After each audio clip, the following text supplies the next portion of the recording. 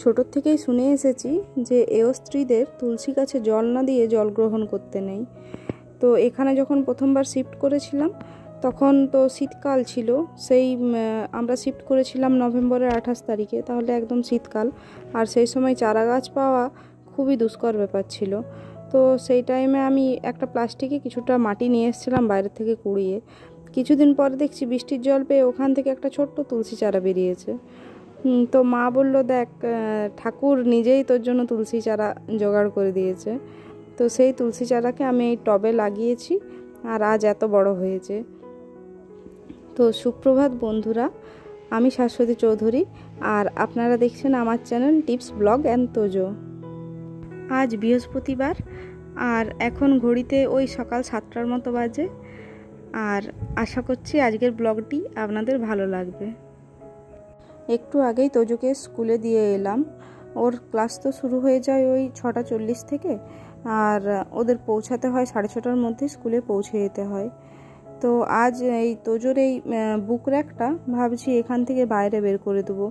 ওর খুব কষ্ট হয় এখান থেকে বই নিতে, বাচ্চা মানুষ একই, আর ওই ঝুঁকে নুয়ে ওইভাবে নিতে। কালকে রাত্রে খুব কাঁদছিল, মা তুমি আমার তাকটা এখানে কেন ভরেছো, আমি পাচ্ছি না। আসলে জায়গা তো খুব কম, একটাই যেহেতু রুম, তাই আমি চাই যে মানে একটার পর একটা পাশে পাশে সাজিয়ে সুন্দর করে রাখতে, যাতে জায়গাটাও একটু বেরিয়ে থাকে, এক্সট্রা জায়গা, আর সুন্দরও লাগে দেখতে।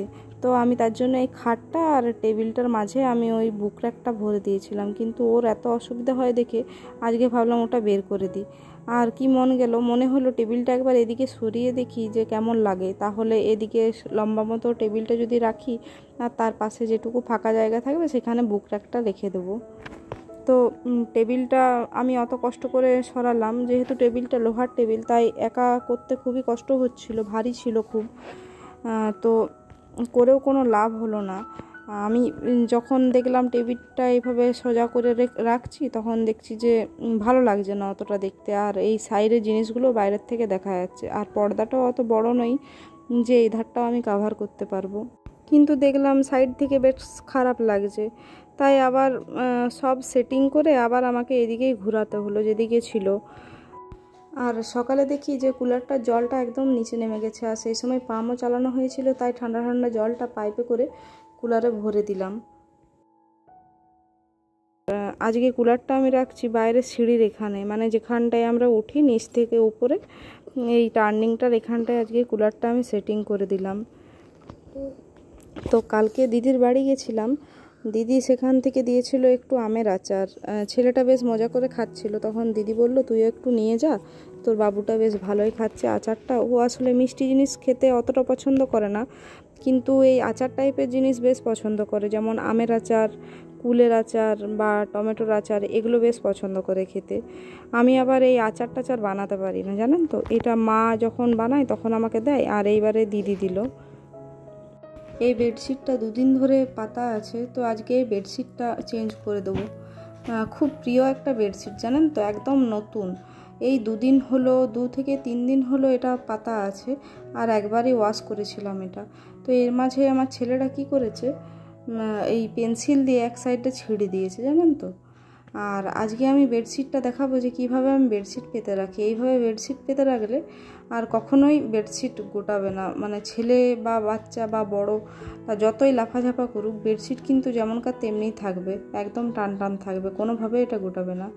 তো আমি সমস্ত বেডশিটেই আমার এইভাবে 4টা কোণাতে 4টা গিট দেওয়া থাকে, মানে খাটের যে গদিটা থাকে তার মাপ ওয়াইজ গিটটা দেওয়া থাকে, যেন 4টা মাথাতে একদম পরিয়ে দিলে, গার্ডারের মতো পরিয়ে দিলে সুন্দর টান টান থাকে, আর খুলেও যায় না, টানলেও খুলে না, রীতিমতো ওই কোণাতে গিয়ে গিয়ে হাতে করে টানতে হয় তবেই খোলা যায়, তাছাড়া কিন্তু খোলা যায় না।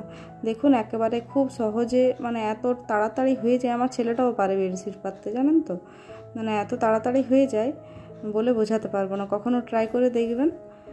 আর কালকে দিদির বাড়ি গেছিলাম, আসার পথে এই পর্দাটা নিয়ে এলাম আর এই দুটো হ্যাঙ্গিং ফ্লাওয়ার ভাস নিয়ে এলাম।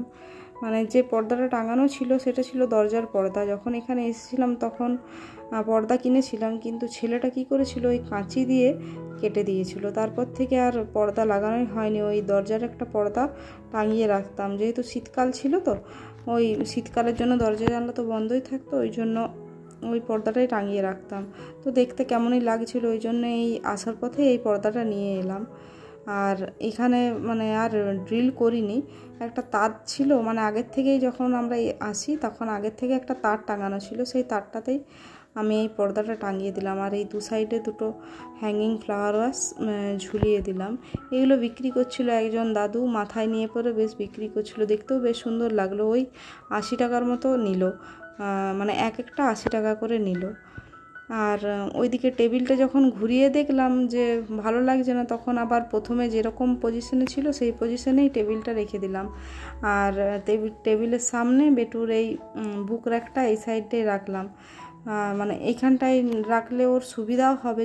যদিও সামনের জায়গাটা একটু বেশিই লাগছে, তবুও অসুবিধা নেই, ওর তো সুবিধা তো হবে। যে যখন ওই স্কুলের ব্যাগ গোছায় তখন খুব অসুবিধা হতো ওইখানটায় রাখলে। এমনিতে জায়গাটা একটু কম লাগতো ওখানে, তাও এখানে কোনো প্রবলেম নেই, এখানেই রেখে দিলাম। মানে লোকজন এলে তখন একটু অসুবিধা হয়, তখন একটু মনে হয় ফাঁকা ফাঁকা ঘর হলে বেশ ভালো হয়। লোকজন এলো তাহলে বসতে টসতে পারলো, আর সামনে জিনিস থাকলে তখন দাঁড়াতে বসতেও অসুবিধা হয় মানুষের। কালকে তাড়াহুড়োর মধ্যে হেয়ার ড্রায়ারটা ঢুকিয়ে রাখাই হয়নি, এই টেবিলেই রেখে দিয়ে চলে গেছিলাম। তারপর ফিরতে ফিরতে সেই বিকেল হয়ে গেল। আর মানে দিদির বাড়ির থেকে বেরালাম 5টার সময়, তারপরে বেটুর গানের ক্লাস ছিল, গানের ক্লাস থেকে ফিরতে ফিরতে সে একদম সন্ধ্যে 7:30 বেজে গেছিলো। তারপরে এসে ওকে পড়তে বসালাম, রাতের খাবার বানানো, সেই করতে করতে আর টাইম হয়ে ওঠেনি যে হেয়ার ড্রায়ারটা আবার বাক্সতে ভরে রাখবো। তো এই বেটুকে আজকে সকালে স্কুল দিয়ে এসেছি, এখন ওকে স্কুল দিয়ে এসে যত তাড়াতাড়ি সম্ভব ঘরের কাজগুলো করে নিই, তা নইলে ও যখন বাড়িতে চলে আসে তখন আর কোনো কাজ করতে দেয় না। তখন যদি ওকে না নজর দিয়ে রাখি তখন দেখবো কিছু না কিছু আমার আর একটা এক্সট্রা কাজ বাড়িয়ে রেখে দিয়েছে। মানে সেই সকাল 6:30 থেকে যেমন 11টা পর্যন্ত একটা যুদ্ধ চলে ডেলি, মানে এটা রবিবার আর শনিবার ছাড়া এটা ডেলি রুটিন। সকাল 6:30 থেকে একদম 11টা পর্যন্ত, মানে ওকে স্কুলে দিয়ে আসার থেকে ওকে স্কুল থেকে নিয়ে আসা পর্যন্ত। একদিক থেকে ও স্কুলে থাকে তখন কাজ করতে সুবিধা হয়, কিন্তু মানে এত তাড়াহুড়োর মধ্যে কাজ করতে হয়, বাড়ির সমস্ত কিছু ঝাড় দেওয়া, বাসন ধোয়া, ঘর মোছা, পুজো করা, চান করা, কাপড় কাচা, রান্না বান্না সমস্ত কিছু একা হাতে করতে হয়। তো তেমনি ওকে স্কুল থেকে নিয়ে আসার পরে আমি একদম ফ্রি হয়ে যাই, তার জন্য সকালটা একটু তাড়াহুড়ো থাকে। কেউ ফোন করলে আমি ফোনও রিসিভ করতে পারি না, কোনো সময় হ্যান্ডস্পিক করে সেই সময় একটু কথা বলে নিই, তারপরে একদিকে কাজ করি আর একদিকে কথা বলতে হয়। আর কোনো সময় তো ফোন করাই হয় না, ওকে সেই স্কুল থেকে নিয়ে আসার পরে তারপর সব কল অ্যাটেন্ড করতে পারি। আর এদিকে কালকের কিছু জামা কাপড় ছিল ছাদে, সেই জামা কাপড়গুলো তুলতে এলাম, নইলে রোদে একদম ক্ষরে যাচ্ছিল। সকাল থেকে আজকে কিছু খাওয়া হয়নি, এখন ঘড়িতে প্রায় 9:30 বেজে গেছে, এদিকে পুজোও হয়নি, স্নানও হয়নি। তাই আগে আমি যে সকালবেলায় জিরা জলটা খাই, জিরা জলটা কালকে ভুলে গেছিলাম ভিজাতে, তাই আজকে এখানে এই কাগজি নিলাম, অর্ধেকটা কাগজি, আর তার সাথে দিয়ে দিলাম 1 চামচ কফি, আর এটার সাথে দিয়ে দেবো মানে 1 কাপ গরম জল। এই গরম জলটা মানে এই কফি, কাগজি আর গরম জল এটা খেলে খিদেটা মানে অনেকক্ষণ পায় না খিদে, আর ওয়েট লস করতেও খুব সাহায্য করে। যখন ডায়েটে ছিলাম তখন কন্টিনিউ আমি এটাই খেতাম। তো আজকে রান্না করব রুটি, মানে রুটি খাবো আমি, আর ছেলেও বলে গেছে যে আজকে আমি রুটি খাবো দুপুরে তোমার সাথে মা, তার জন্য ওইদিকে আটাটা মেখে রেখেছি, আর কুকারে বসিয়েছি ডাল, আর ওই সাইডে হচ্ছে ভেন্ডি আর আলুর তরকারি। আজকে যেহেতু বৃহস্পতিবার তাই আজকে নিরামিষ খাবো। আর এদিকে রুটিটাও বেলে নিচ্ছি তাড়াহুড়োর মধ্যে, মানে টাইম হয়ে এসছে, এখন আমাকে স্নান করতে হবে, পুজো করতে হবে, এখনও অনেক কাজ বাকি আছে, তাই একটু তাড়াহুড়োই করছি। এই রুটি করতে করতে মনে পড়ে গেল একটা মজার ঘটনা। যখন আমার শ্বশুরমশাই আমাকে দেখতে গিয়েছিলেন, মানে অনেকজন গিয়েছিলেন দেখতে, তো আমার শ্বশুরমশাই ফার্স্ট কোশ্চেন আমাকে করেছিলেন যে তুই রুটি করতে জানিস তো? তখন আমি জানতাম না রুটি করতে, তখন আমি বলেছিলাম একটু একটু পারি, মানে পারতাম, কিন্তু সেই রুটি মানে টেনে ছেঁড়া যেত না, এত শক্ত হয়ে যেত, বুঝতে পারছেন তো? তো রুটি করতে করতে বাবার সেই কথাটা আমার মনে পড়ে গেল। আর এদিকে কফি জলটা খেয়ে পরে আমি সোজা চলে গিয়েছিলাম স্কুলে। আর স্কুল থেকে এনে বেটুর খুব জোর খিদে পেয়ে গেছিলো, তাই খাবার নিয়ে একেবারে বসে পড়েছি। আর আজকের ব্লগটা আমি এখানেই শেষ করছি বন্ধুরা। তোমরা সবাই কমেন্ট করে জানিও কেমন লাগলো আমার ভিডিও। আর যদি ভালো লেগে থাকে তাহলে চ্যানেলটা অতি অবশ্যই সাবস্ক্রাইব করে দিও। আর একটা লাইক আর কমেন্ট করতে কিন্তু ভুলো না।